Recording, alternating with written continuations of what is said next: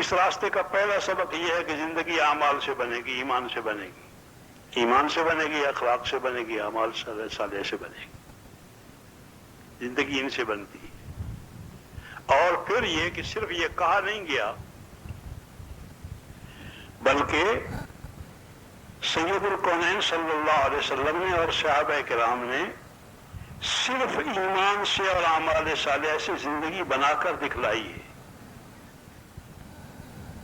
صرف کہا نہیں ہے، بنا کر دکھلائی ہے۔ مدینہ ایک شہر ہے،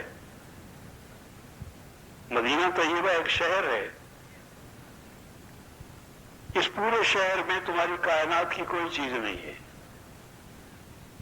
نہ کارخانے ہیں، نہ اسلحہ سازی کے کارخانے ہیں، نہ شاندار قسم کی زراعتیں ہیں، نہ شاندار قسم کے محلات ہیں، ایک بھی پکا مکان نہیں ہے۔ حضور کے وقت کی بات کہہ رہا ہوں، اس وقت کی بات نہیں کہہ رہا، حضور کے وقت کی بات کہہ رہا ہوں۔ شہر ہے، ایک بھی پکا مکان نہیں ہے، سارے چھپر ہی چھپر ہیں۔ حضرت عمر رضی اللہ تعالیٰ عنہ کے دور میں جب ایک آدمی نے پکا مکان بنایا تو یوں ارشاد فرمایا کہ مجھے یہ انداز نہیں تھا کہ میری موجودگی میں فرعون واپس آ جائیں گے۔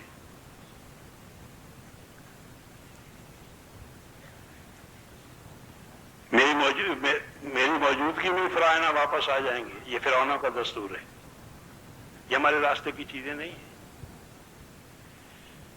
ایمان اور اعمال صالحہ سارے مکے میں نہیں بلکہ ساری دنیا کے اندر، چین میں بھی یہی کچھ بن رہا تھا جو اس وقت یہاں بن رہا ہے، کبھی بڑی شکل میں کبھی چھوٹی شکل میں بنتا رہتا ہے، یہی سامان بنتے رہتے ہیں۔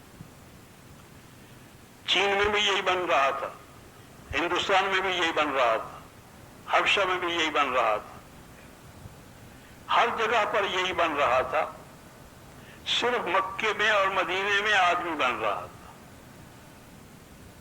مکے میں یہ کام سید الکونین صلی اللہ علیہ وسلم نے چھڑوا دیے کہ یہ کام کرنے کا نہیں ہے، یہ کام کرنے کا ہے، جو پہلے کرنے کا ہے وہ پہلے کرو، پھر تمہیں اندازہ ہو جائے گا کہ کیا کرنا چاہیے اور نتیجہ اس کا کیا نکلتا ہے۔ آدمی بنانا شروع کیا،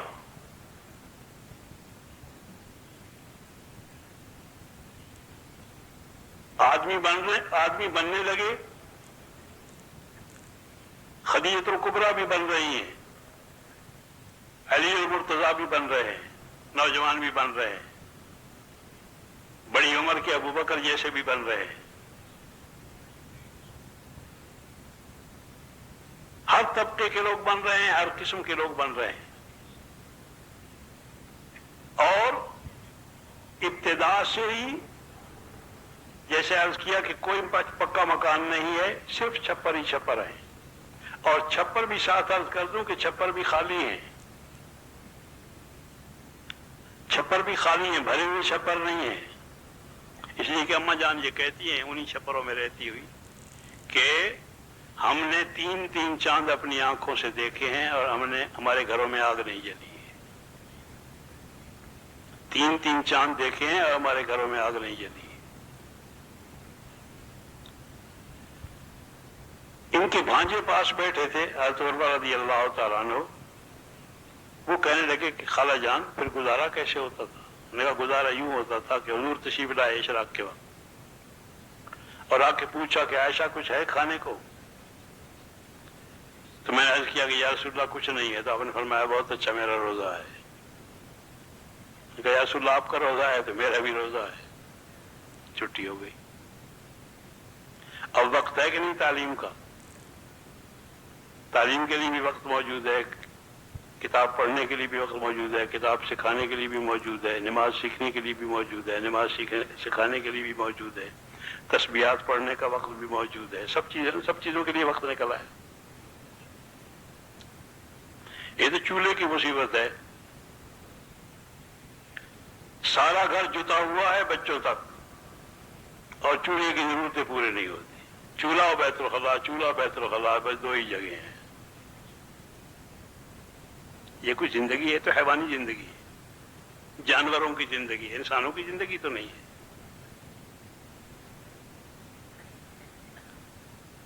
یہ جانوروں کی زندگی ہے. کھانا سونا، اللہ جل جلالہ نے آدمی کے اندر حیوانیت کے درجے میں حیوانیت کی چیزیں بھی رکھی ہیں. یہ کھانا، سونا، پینا، جمع کرنا، بچے پیدا کرنا، یہ سارے کھانے، یہ حیوانوں کی چیزیں ہیں. حیوانیت ہے انسان کے اندر. جب آدمی حیوانیت میں چلتا ہے تو چونکہ یہ عاقل ہے، حیوان عاقل ہے، تو اس حیوان عاقل نے ترقی کرنی ہے تو اس حیوانیت میں ترقی کرتا ہے. اور حیوانیت میں جب ترقی کرتا ہے تو خنزیروں سے بھی بدتر نکلتا ہے. اولئک کالانعام بل ھم اضل. خنزیروں سے بھی بدتر نکلتا ہے. خنزیروں سے زیادہ بے غیرت، خنزیروں سے زیادہ ظالم، خنزیروں سے زیادہ قاتل،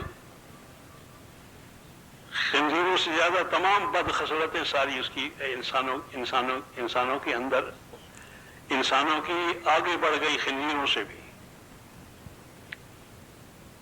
جس وقت ادھر ترقی کرتا ہے اور اگر یہ راستہ چھوڑ دے، بلکہ انبیاء والا راستہ اختیار کر لے، سید الکونین صلی اللہ علیہ وسلم والا راستہ اختیار کر لیتا ہے،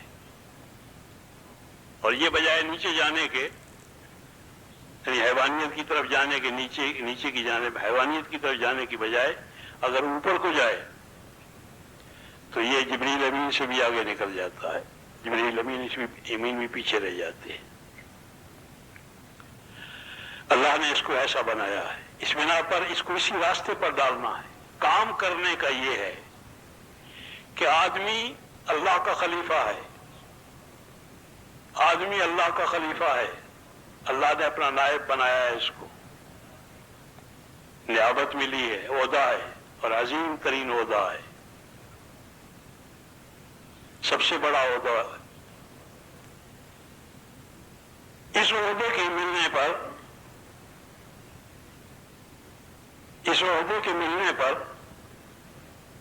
اسے وہ کرنا چاہیے کہ سارے اعمال جتنے بھی قرآن مجید میں، حدیث میں ہیں، تقریباً 4 قسم کے اعمال ہیں. سب سے بڑے عمل وہ ہیں جو اصل کے طور پر اللہ جل جلالہ کی صفات ہیں. اصل کے طور پر اللہ جل جلالہ کی صفات ہیں، اور چونکہ یہ اللہ کا خلیفہ ہے اس واسطے اس کو حکم دیا گیا کہ تو بھی اپنے اندر ان کاموں کو، اپنے اندر ان اعمال کو پیدا کر، اس لیے کہ تو خلیفہ ہے اس کا جس کی یہ صفات ہے. مثلا اللہ جل جلالہ کی صفت ہے معطی، دینے والا. معطی اللہ جل جلالہ کی صفت ہے، دینے والا ہے. اللہ سب کو دیتا ہے اور سب کچھ دیتا ہے. سب کو دیتا ہے اور سب کچھ دیتا ہے. تم بھی سب کو دینے والے بنو، سب کچھ دو. جو جتنا زیادہ دینے والا ہوگا وہ اتنا ہی اللہ جل جلالہ کا تقرب پانے والا ہوگا، اللہ کا قرب اس کو حاصل ہوگا. اللہ کو سب سے زیادہ پیار اسی پر آتا ہے جو دینے والا ہو. اسی طرح سے اللہ جل جلالہ عدل کرنے والے ہیں. جو زیادہ عدل کرے گا وہ اللہ جل جلالہ کو سب سے زیادہ پیارا ہے. تو یہ اعمال جتنے بھی ہیں، اس قسم کے جتنے اعمال ہیں اخلاق والے، تخلقوا باخلاق اللہ، حضور صلی اللہ علیہ وسلم کے ارشاد ہے کہ اپنے اندر اللہ کے اخلاق پیدا کرو. جو اللہ کی صفات ہیں وہ اپنے اندر پیدا کرو. اللہ جل جلالہ دینے والے ہیں، بندہ بھی ان کا وہی ہے جو دینے والا ہو. وہ اللہ کا خلیفہ نہیں ہے جو دینے والا نہ ہو. مالک بھی دینے والا ہے اور اس کا خلیفہ بھی دینے والا ہے. मालिक भी अदल करने वाला है, ये भी अदल करने वाला है। वमन अस्दक़ु मिनल्लाहि क़ीला, अल्लाह से ज्यादा सच बोलने वाला कोई नहीं। मालिक भी सच बोलने वाला है, खलीफा भी सच बोलने वाला है। हर कीमत पर सच बोलना है। क्या जाता है क्या आता है, मुझे सच बोलना है।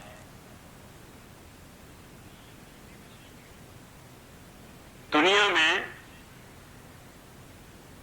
इतना झूठ फैल गया है कि अदालत खत्म हो गई है।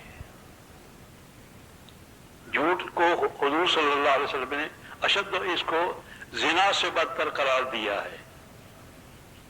झूठ को जिना से बदतर करार दिया है कि जिना से भी बदतरीन चीज है, इसलिए कि निजाम अदल दुनिया से खत्म हो जाता है।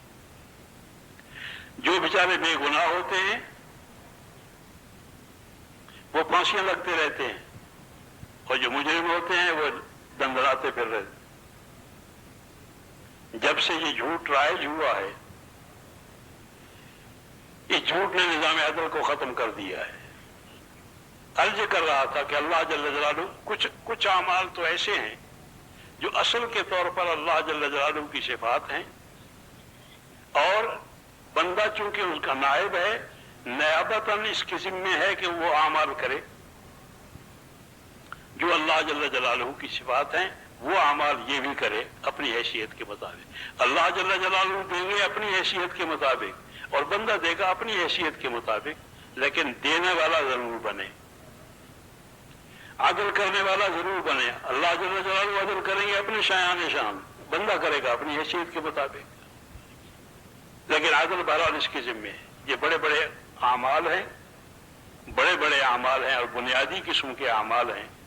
इन आमाल को करना ये आदमी के अपने बस की बात है, इसलिए कि ये आमाल जितने हैं, इन आमाल को करने वाले ये कहीं समुद्र से पैदा नहीं होते हैं, न पहाड़ों में से निकालने पड़ते हैं, बल्कि आदमी के बदन के अंदर के ये आज़ा और जवारे जो हैं, इन्हीं में से ये अमाल निकलते हैं सारे के सारे। इसके दिल से, इसके दिमाग से, इसके कानों से, इसकी जुबान से, इसके हाथों से, इसके पैरों से, ये सारे आज़ा जितने भी हैं ये अमाल करने वाले हैं। अल्लाह जल्ल जलालुहु ने सारे अमाल निकालकर कुरान मजीद में रख दिए, सारे अमाल निकालकर हदीस पाक में रख दिए, और ये अमाल करने वाले आज़ा और जवारे हमारे हवाले कर दिए। गोया जन्नत जहन्नम हमारे हवाले कर दी गई है, जिधर चाहो जाना दोनों तरफ जा सकते हैं। बाख्तियार खलीफा है अल्लाह का ही। कभी आपको यह हादसा पेश नहीं आया होगा कि आप देखना चाहें आंख से और आंख न देखे। किसी को कभी कोई हादसा ये ऐसा पेश नहीं आया हो। आदमी कुछ सोचना चाहे और दिमाग न सोचे, किसी तकलीफ बीमारी वो अलग बात है। जो आप कराना चाहें ये जर खरीद गुलाम है, बल्कि मैंने एक दफा कहा, मैंने कहा ये फरिश्तों की तारीफ है, फरिश्तों की तारीफ की है अल्लाह जल्ल जलालुहु ने कि या ला यासून अल्लाह मा अमरहुम।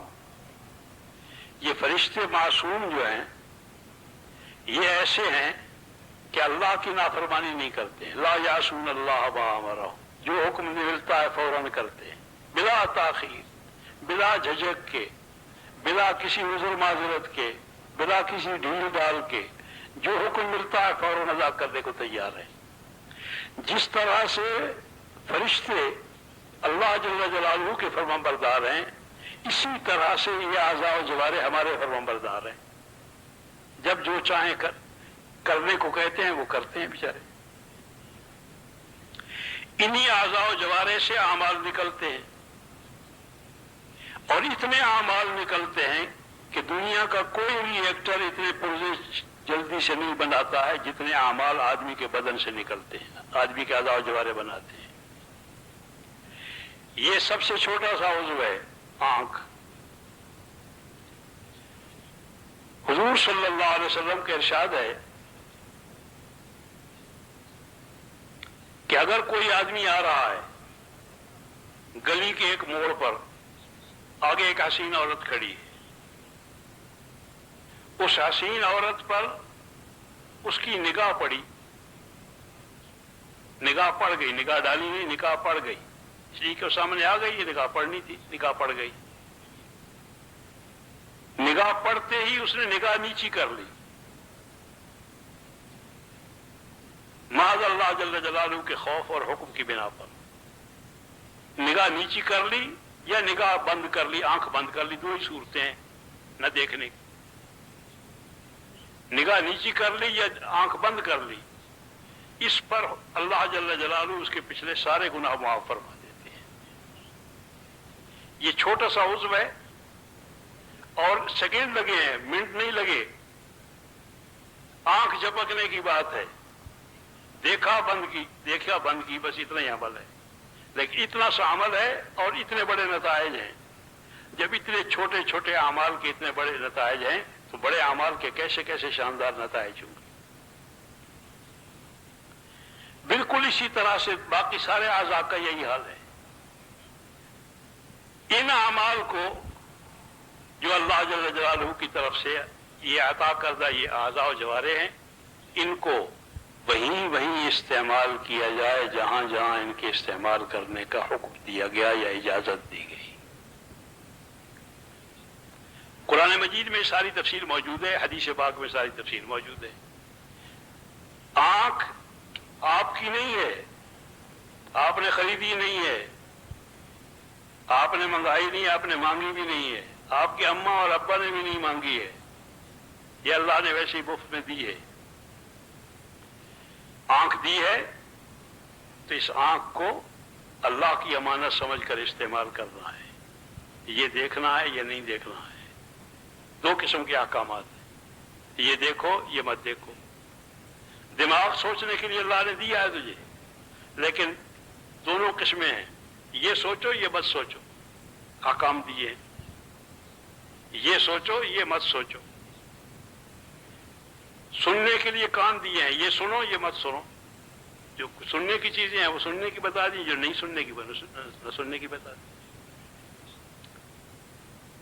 یہی صورت تمام اعضاء و جوارح کی ہے، اس طرف چلو اس طرف مت چلو، وہاں کھڑے ہو وہاں مت کھڑے ہو، یہاں جاؤ، یہ لے لو یہ مت لو، یہ خریدو یہ مت خریدو، یہ بیچو یہ مت بیچو، یوں تولو یوں مت تولو، یوں ناپو یوں مت ناپو۔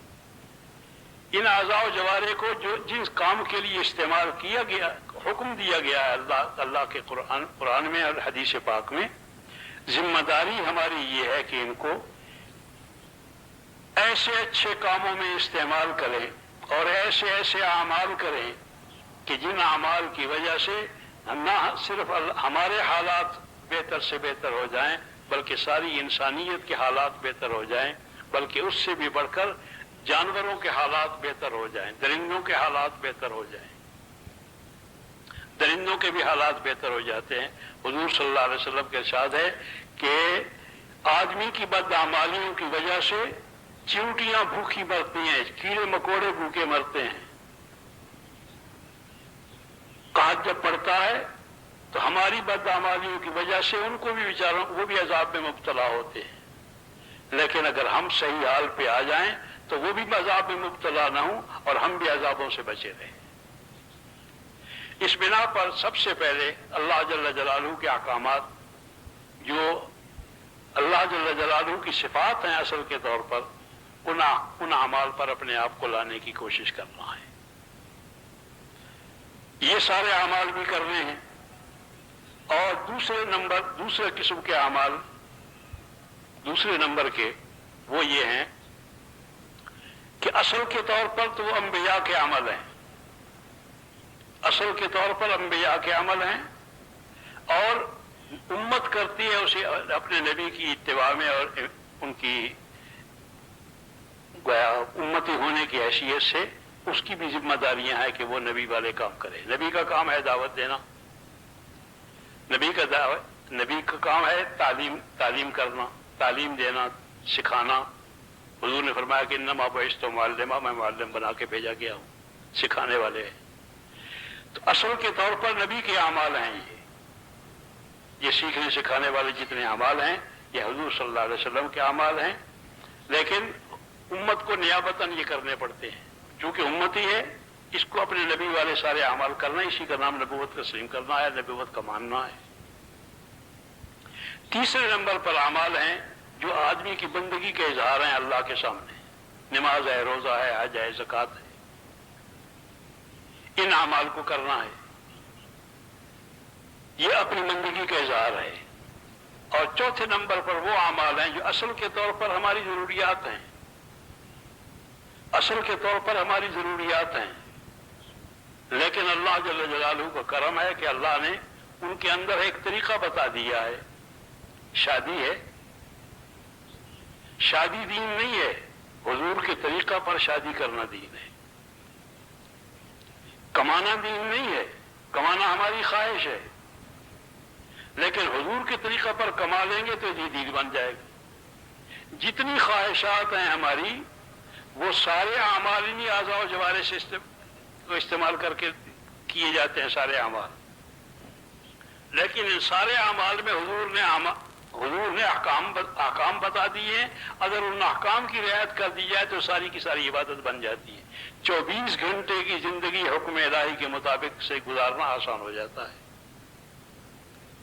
جو کچھ کرو اس کے لیے حضور کا طریقہ پوچھ لو، حضور کا طریقہ سیکھ لو، اس کو کر لو۔ حضور کے طریقے پر کرنے سے کپڑا پہننے پر بھی اجر ملے گا، کپڑا بیچنے پر بھی اجر ملے گا، کپڑا بنانے پر بھی اجر ملے گا، کھانا کمانے پر بھی اجر ملے گا، کھانا کھانے پر بھی اجر ملے گا، بشرطے کہ حضور کے طریقے کے مطابق ہو۔ شادی کرنے پر بھی اجر ملے گا، تجارت کرنے پر بھی اجر ملے گا۔ سارے جتنی بھی خواہشات ہیں جائز خواہشات، ان جائز خواہشات کو پورا کرنے کے لیے جب حضور کا طریقہ استعمال کر لیا جائے گا، وہ ایسی چیز ہے جیسے وہ معروف ہے کہ کوئی ایک دوا سی ہوتی ہے، وہ دوا اگر کلی میں ڈال دی جائے تو سونا بن جاتی ہے۔ حضور کا طریقہ آیا اور وہ عمل بن گیا۔ خواہش بننے کی خواہش تھی لیکن حضور کا طریقہ اندر آ گیا تو وہ خواہش نہ رہی بلکہ عبادت بن گئی۔ یہ چاروں قسم کے اعمال ہیں۔ 24 گھنٹے کی زندگی حکم الہی کے مطابق گزاری جا سکتی ہے، اور جب 24 گھنٹے کی زندگی حکم الہی کے مطابق ہوتی ہے تو 24 گھنٹے ہی اللہ جل جلالہ کی طرف سے رحمتوں کے نزول ہوتے ہیں۔ ہر وقت رحمتیں نازل ہوتی ہیں، آپس میں الفتیں اور محبتیں ہوتی ہیں، ہر آدمی کی عزت بھی محفوظ ہوتی ہے، ہر آدمی کی جان بھی محفوظ ہوتی ہے، ہر آدمی کا بال بھی محفوظ ہوتا ہے۔ حضور صلی اللہ علیہ وسلم نے امت کو ان اعمال پہ لایا تھا۔ یہ سارے اعمال جن کا میں نے ذکر کیا ہے، یہ سارے اعمال حضور صلی اللہ علیہ وسلم کے وقت میں موجود تھے۔ میں جن چھپروں کو خالی کہہ رہا تھا کہ چھپر خالی ہیں، اسی وقت خیال آ رہا تھا کہ خالی کہاں ہے، اصل بھرے ہوئے چھپر تو ہوئی تھے، جو اخلاق سے بھرے ہوئے تھے، جو اعمال سے بھرے ہوئے تھے، جو عبادات سے بھرے ہوئے تھے۔ 100% آدمی، 100% مرد مدینے کے، 100% عورتیں، 100%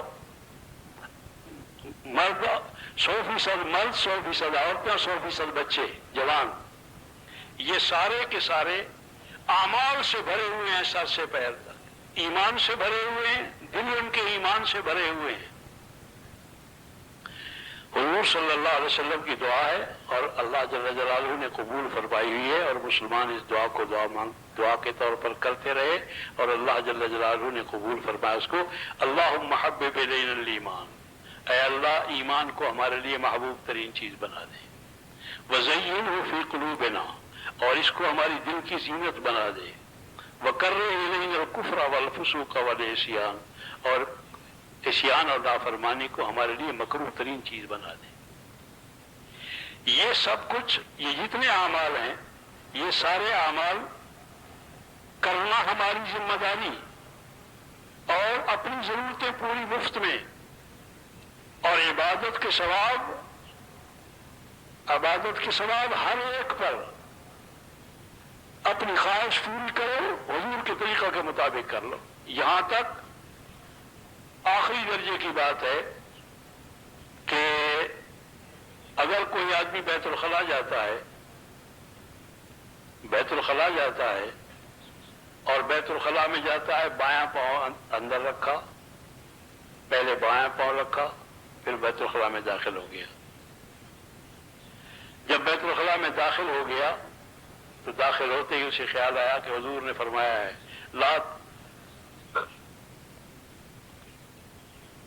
حضور کا ارشاد یہ ہے کہ کعبے کی طرف منہ بھی مت کرو اور کعبے کی طرف پیٹ بھی مت کرو. تو اس نے اس کا لحاظ کیا اور یہ لحاظ کر کے استنجے کے لیے بیٹھ گیا. یہ آدمی استنجے سے باہر آیا, استنجے سے فارغ ہو کے باہر آیا اور باہر آتے ہی دائیں پاؤں سے باہر نکلا اور پھر باہر نکل آیا. اس کو اس استنجا کرنے پر بھی 2 سنتوں کے ادا کرنے کا ثواب مل جائے گا. جتنا 2 سنتوں کا ثواب ملتا 2 سنتوں کا ثواب مل جائے گا.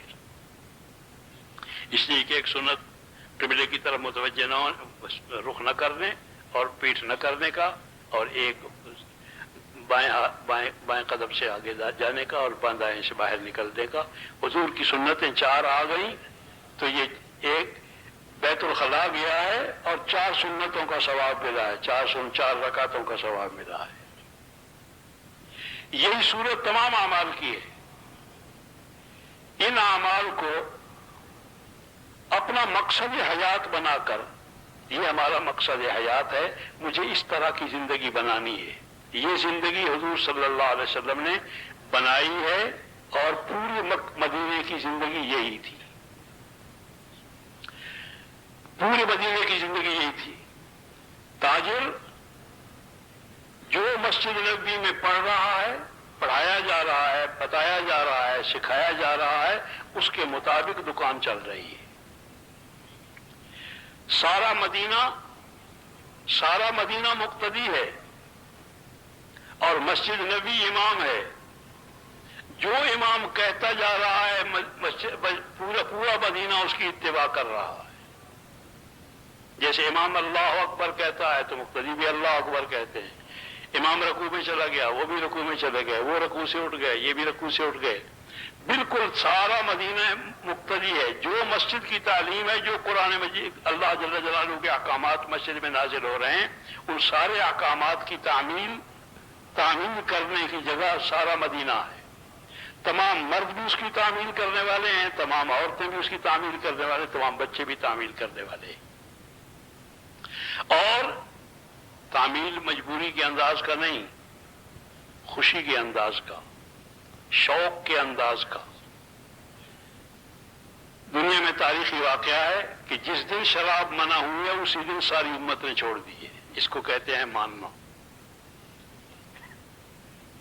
اس کو ماننا کہتے ہیں کہ نبی اللہ کا حکم آیا, حکم آتے ہی ساری امت نے اسی دن چھوڑ دی. جس دن حکم آیا تحویل قبلہ کا اسی دن 5 نمازیں اس قبلے کی طرف منہ کر, اس قبلے کی طرف منہ کر کے نماز پڑھی گئی اور بیت المقدس کی قبلہ چھوٹ گیا.